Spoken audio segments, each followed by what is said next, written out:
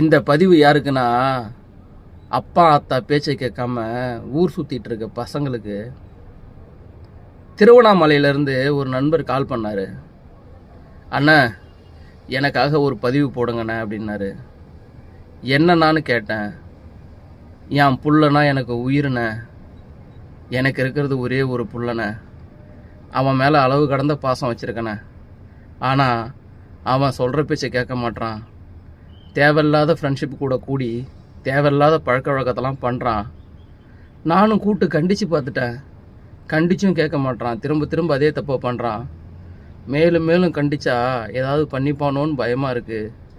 எனக்காக ஒரு பதிவு போடுங்கண்ணே அப்படின்னு மனம் நொந்து கேட்டுக்கிட்டாரு. இந்த அப்பா பேச்சை கேட்காம ஊர் சுற்றுற பசங்களுக்கெல்லாம் சொல்கிறேன், அப்பா என்பது 1000 அம்மாவுக்கு சமம். 10 மாதம் நம்மளை வயிற்றில் சுமக்கிறவ தாய், ஆயுசுக்கும் தோளில் சுமக்கிறவன் தகப்பன். நாளைக்கு நீ ஒரு தப்பு பண்ணா உன்னை தப்பு சொல்ல மாட்டாங்க. பெத்தவன் சரியில்லை, வளர்ப்பு சரியில்லைன்னு உங்கள் அப்பாவை தான் தப்பு சொல்லுவாங்க.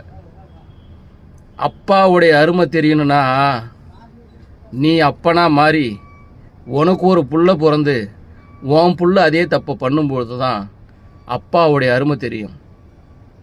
நம்மள மாதிரி நம்ம புள்ள கெட்டு போயிடக்கூடாதுன்னு தான் எல்லா அப்பாவும் கண்டிக்கிறாங்க.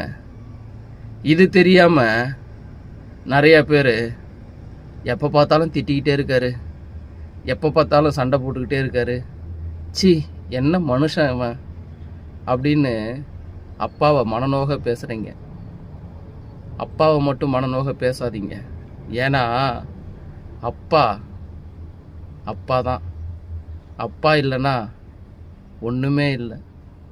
அப்பா இல்லாத பிள்ளைங்கக்கிட்ட போய் கேட்டு பாருங்க, அப்பாவுடைய அருமைனா என்னன்னு தெரியும்.